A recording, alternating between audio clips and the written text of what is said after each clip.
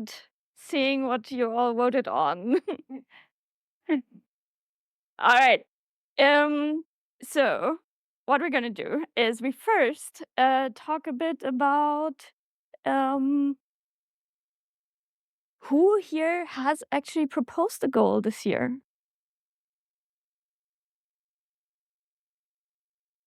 All right. Very good. Very good. Then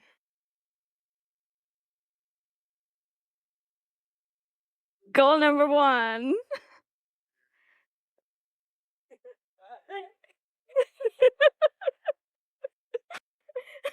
We're doing drum rolls, but not like that.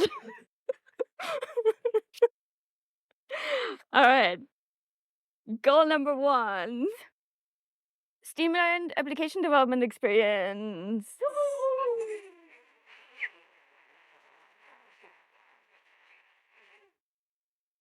I see that is getting some applause. So you like this one? Very good. This is how this is supposed to be. Goal number 2.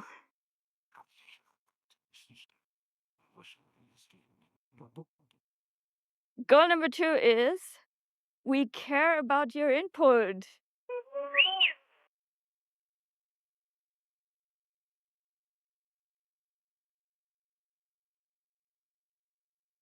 And the final one.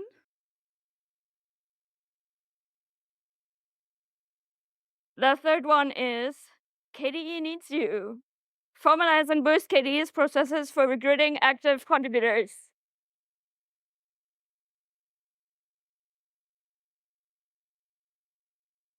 Thank you everyone who has proposed a goal. And what we will be doing now is getting the people on stage who proposed these. Can you? Who is here? Come on, people.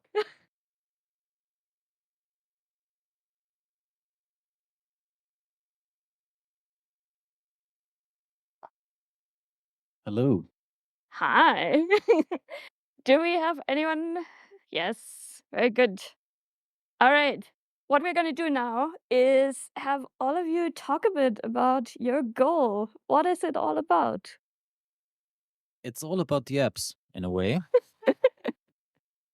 So, jokes aside, it really is a continuation of some of the goals we had in the past. First and foremost, the All About the Apps goal, which was great, but it focused a lot on everything around applications, how we advertise them, how we build them, how we deploy them, but not so much about how we write them. So, that's where I want to come in. But it's also an extension of, for example, the consistency goal, the usability goal, the accessibility goal, the automation goal, the sustainability goal. I want to take input from all of these goals and also everything else and make sure that we have all of the technical and non technical things in place that people can write and enjoy great applications. Sounds great.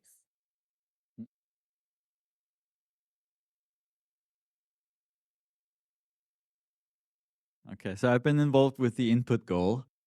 We care about our input is not meant to be about user feedback in this case. It's a slight.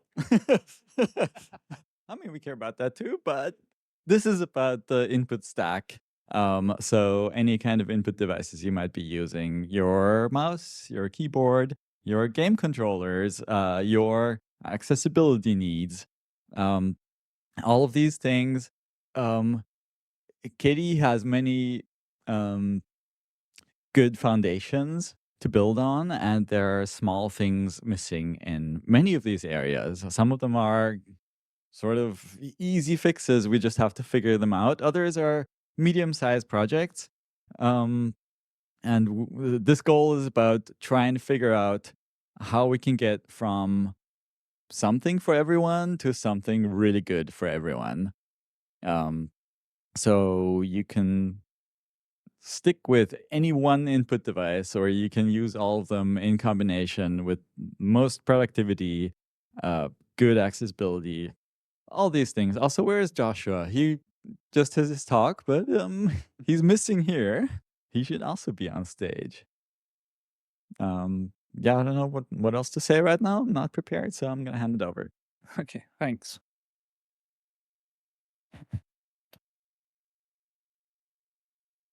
As you can see, I was prepared to come out on stage.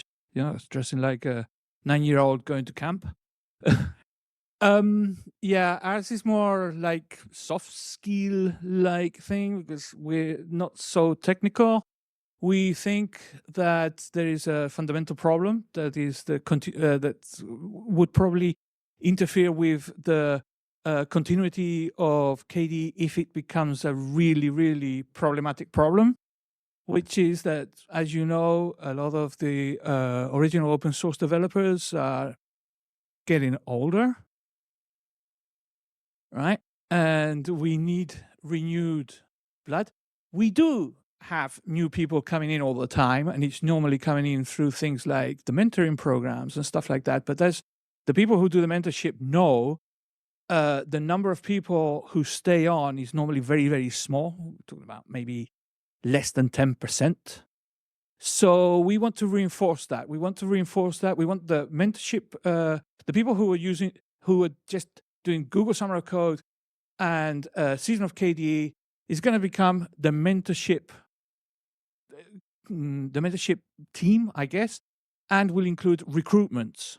So we're going to take on more mentorship programs. We have talked with the people who do mentoring, with Johnny and other people, and we already started with a Chinese mentorship program, and we're going to expand that, and we're going to include recruitment, and we're going to include talking to academic institutions like schools and technical schools and universities, etc., so that we can get more people interested in KDE and doing stuff in KDE during their courses. So we're not going to be looking only at recruiting individuals, but we're going to be recruiting institutions that will supply us with people to work on KDE projects. Because as we know, we have plenty of KDE projects that are awesome and big and complicated, and there's only maybe 2 people working on them. And that is a problem.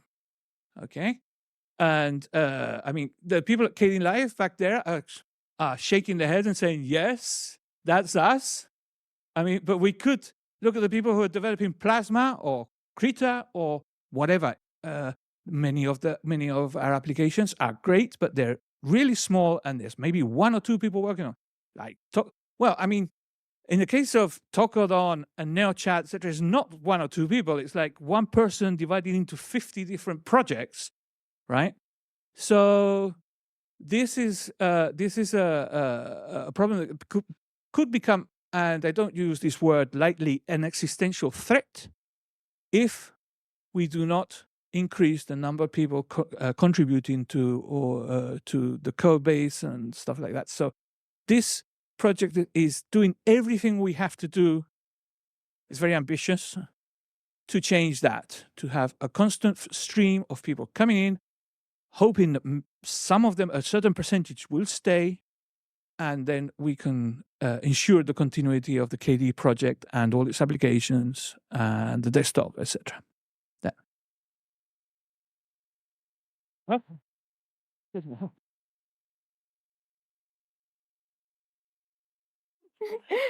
All right, then wait, there will be more questions. For you. So one thing you might have noticed is that this year there were more names than just 1 for each of the goals, because we said we would like to have a team behind the goals. For the first goal, we don't have a team yet, but are you looking for someone? And if so, are you looking for someone specific to help you? I'm looking for everybody.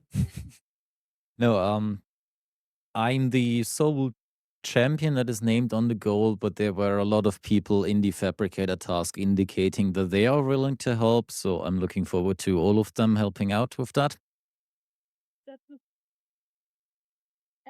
And for your goal, who else was on the ticket? Yeah, I mean, our goal was a team effort from the start. Sort of, Gernot, who's not here at Academy, proposed this. It was his initiative. He talks to a lot of people in chat rooms, support in general. he came up with this. I helped to spread it out a little bit, expand the scope, and we also have Joshua Goins on it, who really provides the technical deep knowledge that we also need to guide this forward. So hopefully we have some of every expertise on it, but there are a lot of components to it. So we definitely hope this is going to be an inclusive goal. We made it deliberately a little larger than just the three of us could necessarily do it. We're going to rely a lot on the community. There are some people who have projects going on that already go into this direction, or who have started something that needs more work, that needs other people, and they've been distracted by other important projects. So we really want to get everyone into this boat, helping out. Hopefully we can do a little bit of publicity effort, because that's what being a champion is all about, as far as I understand. So we'll try to help people find the right kind of work that is good for them, and also support them where we can. Let's see how it goes. And how about you two? We do have kind of. Is it working? Yeah. We do have a kind of a team. Well, Yeah, of course. her. No, and there are several people who've also pledged to help us out. This project is kind of integral of Promo, because Promo, you must remember, is Promo and communication. So we have to communicate with all these institutions, which we have already started doing, going to some events where there have been academic institutions and companies, etc., that have come to us with tears in their eyes, and well, no, but come to us and said, what can we do, or what can I do for my students, or how can our company help? And the answer is always kind of like, well, get them into mentoring and stuff like that. So it's part already of Promo's kind of job to do this. We also have as allies the people who are working on the mentoring. They did not have a website, and we pushed them to have a website, and now they have a website. And it's not Google Summer of Code and Season of KDE anymore. It's mentorship.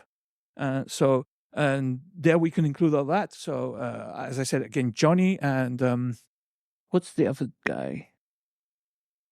In the mentorship. With us, Johnny. Okay, Johnny and the other guy. I can't remember. Yeah.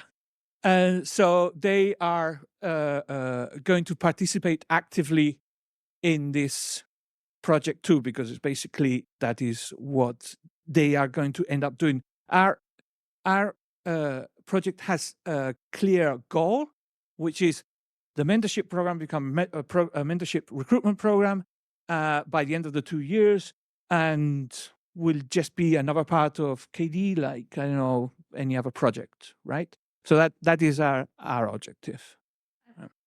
Yes. Not too related, but just be careful of this guy. He's going to drag you.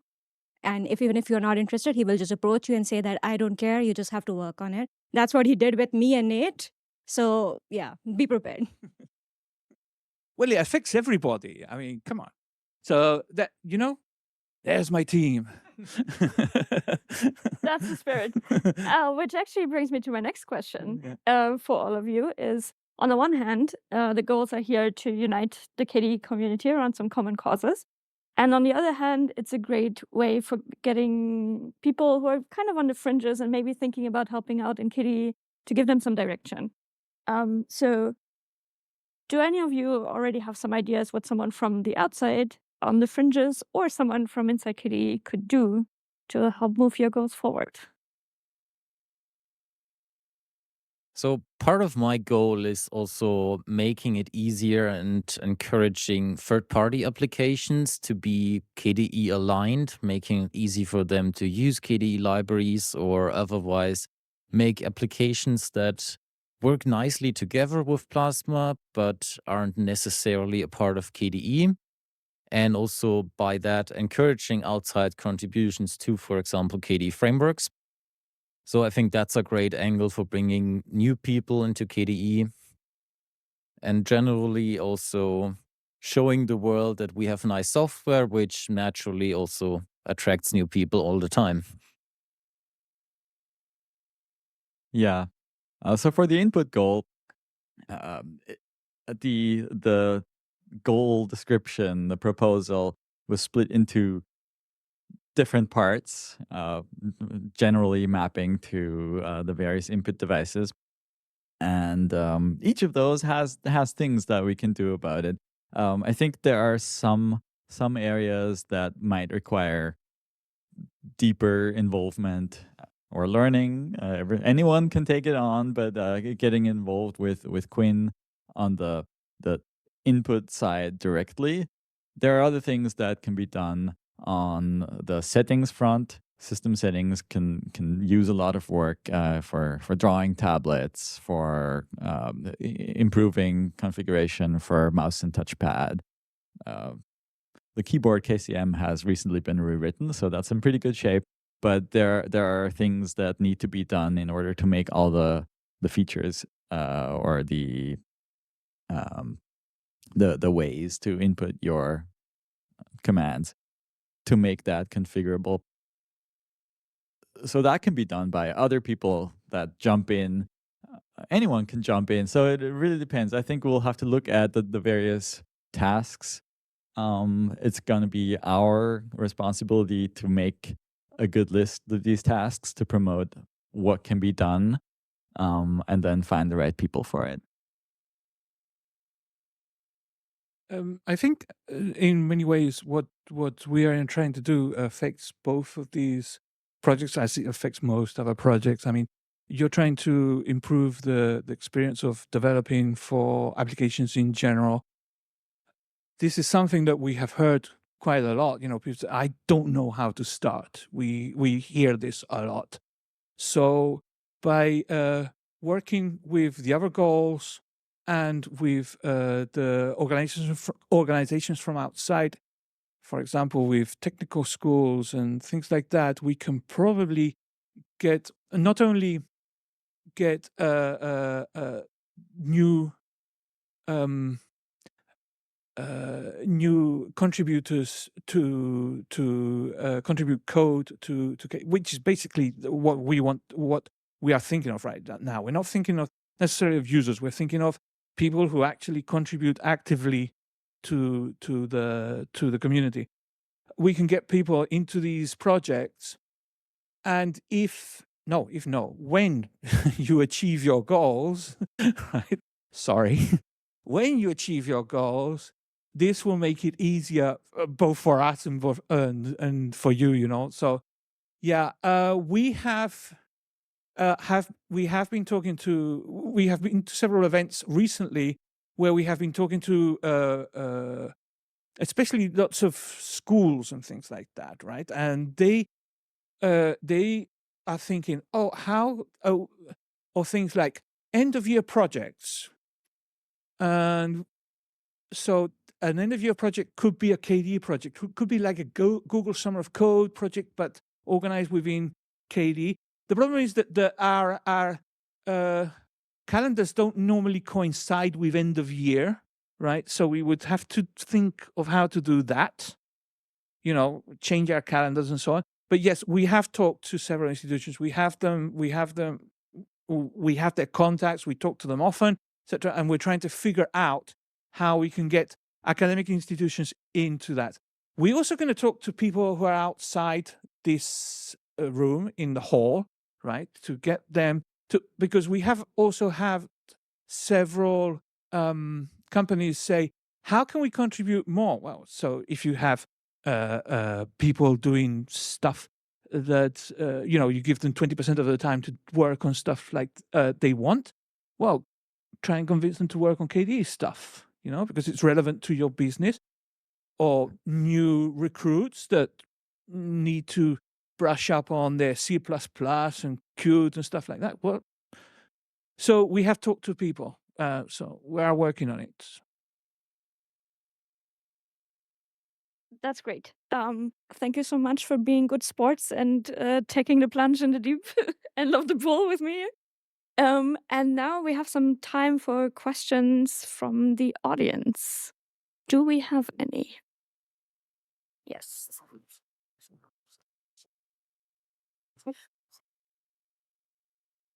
This question is directed to KDE Needs You.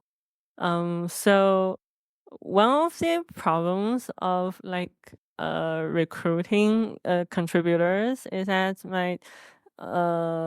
if you're doing a mentoring session, they might only see the projects as like a side project and not really committed to it.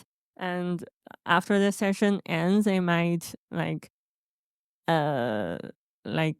give it up or just like use it for, you know, to get a job which does proprietary software.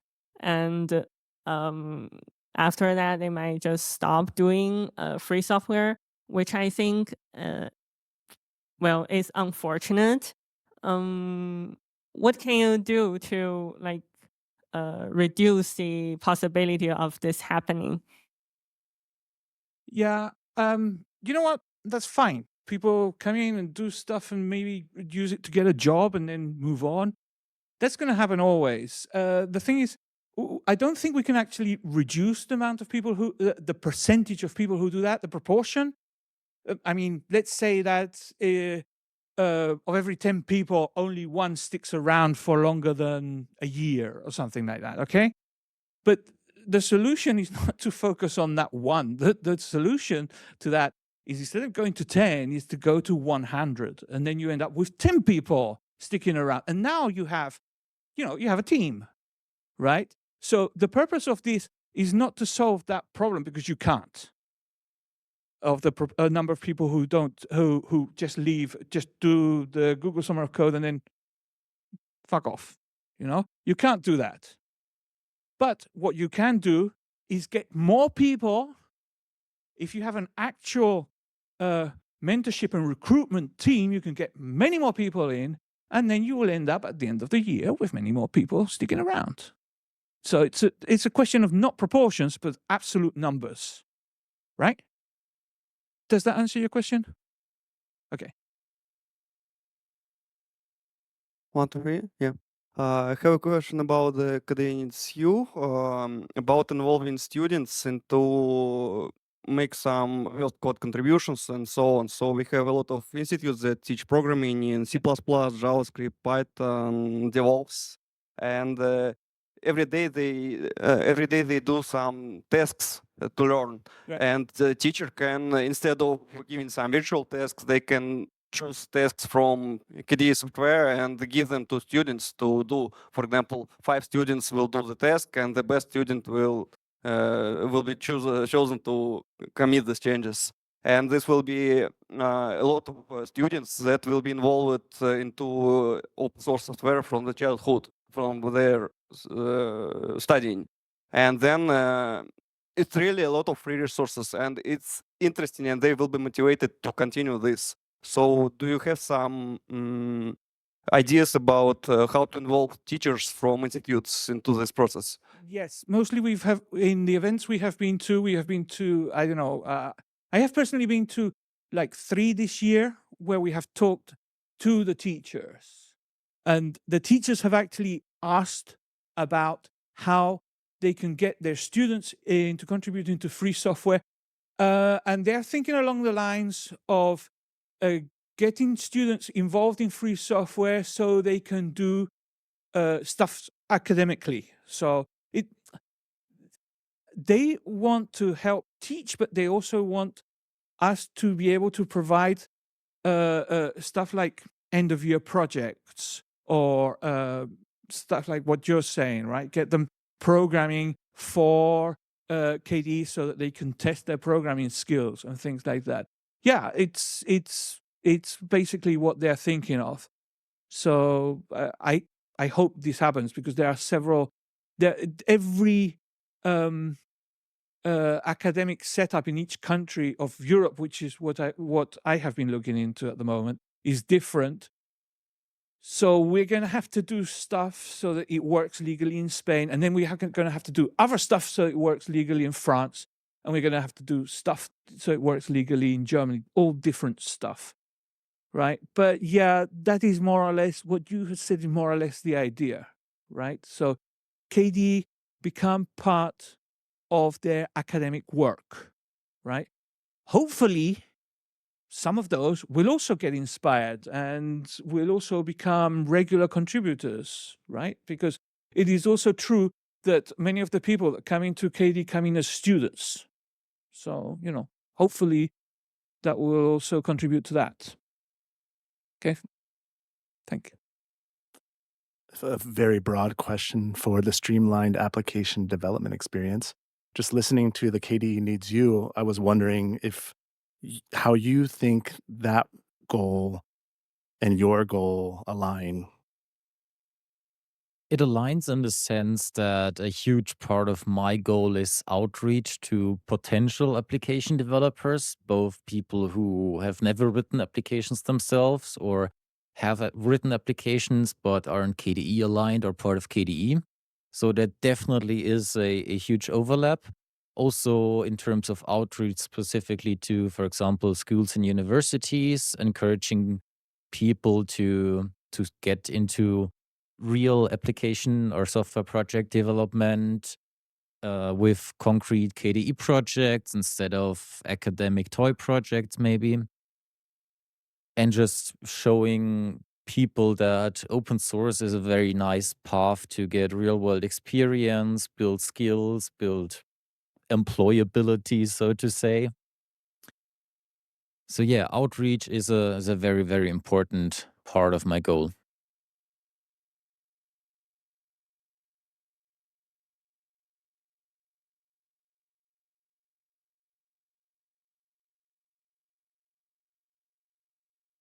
I was intrigued by the diagram Nate showed, this mountainscape of KDE developer generations, where you could see their peaks and their valleys.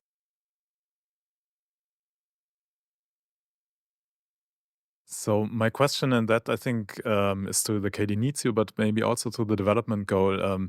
What do you think we can learn from these numbers, and how could we use these numbers to track progress? Well, there's in that graphic, there's a clear peak at the beginning of KDE 5. You know, that great big peak is at the beginning of KDE 5. Then there's a smaller peak at the beginning of KDE 6. Obviously, people like new shiny stuff. That's one thing we can learn, and like contributing to new shiny stuff.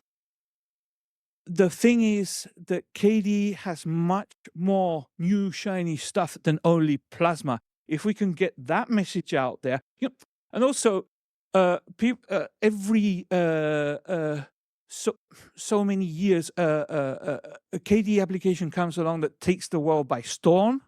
Like Krita came along, and now KDE Live is coming along, and they are really bringing a lot of people. Most people don't know that there are KDE applications, because they don't know that KDE exists even, right? They just use KDE Live, they just use Krita, they never think about the K at all. So if we can transmit to the rest of the world that KDE is more than that, and we have more shiny stuff that comes out with a regular, we can probably help sustain that those numbers, so that it's not only peaks when new plasmas come out, and we can have a steady growth, which is what we want. And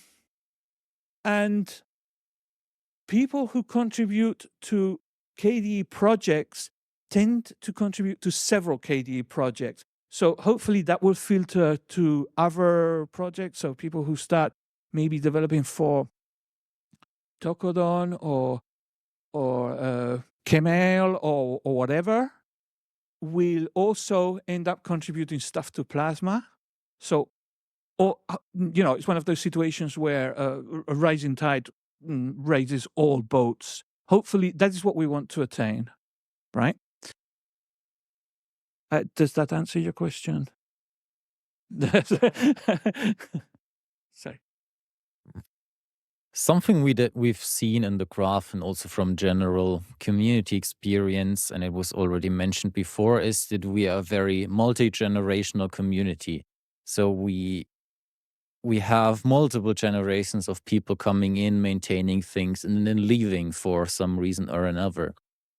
And many projects can be traced down to really the end of the 90s when it all started, like Kmail Co-Organizer, really one of those applications that live on forever.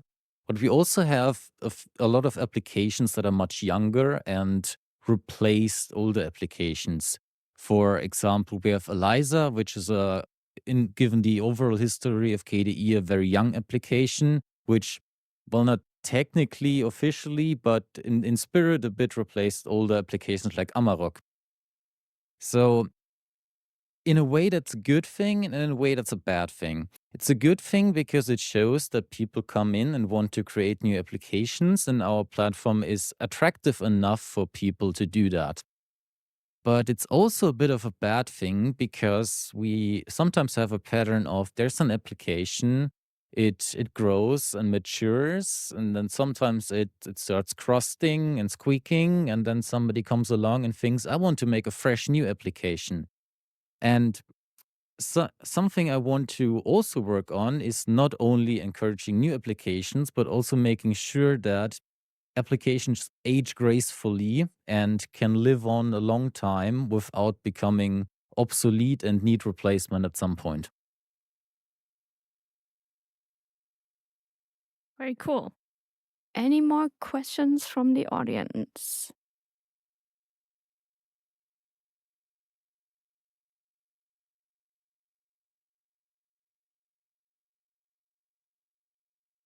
Yeah, maybe not so much a question, but a comment on your last statement.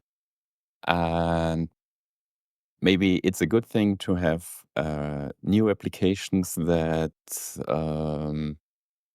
reduce the amount of old code if you can make sure that there's a core, a stable core that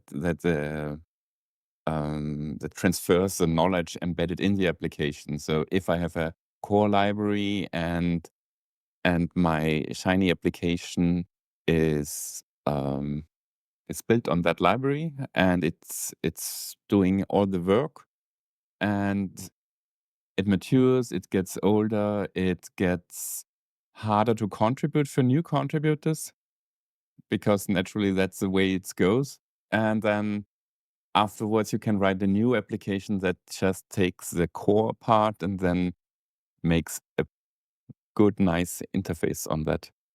Yeah, absolutely. I think a very good example of this pattern we are seeing right now in KDE PIM, we have the traditional applications like Kmail, Organizer, Address Book, which are building on all of the foundations like Akonadi. And now we have new applications like Mercuro, which take all of these building blocks that are already there and don't need to be reinvented and build a fresh, modern user interface on it with different goals than the original one, but still benefiting from the decades of work that went into the old system.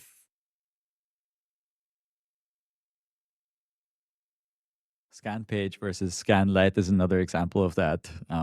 There was a new developer coming in, taking the old library and even drawing in the previous maintainer to improve it a little bit.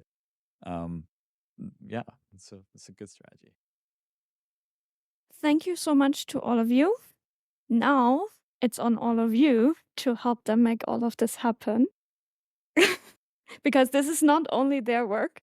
And some of the things you can do is join the BOFs. On Monday, there will be BOFs, one for each of the goals. And you can also join the Goals Matrix channel that is on the slide. And with that, thank you so much. Thank you.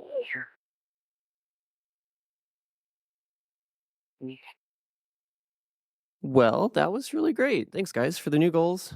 So now we're 5 minutes early or so, but that's okay. So up next, we've got lunch.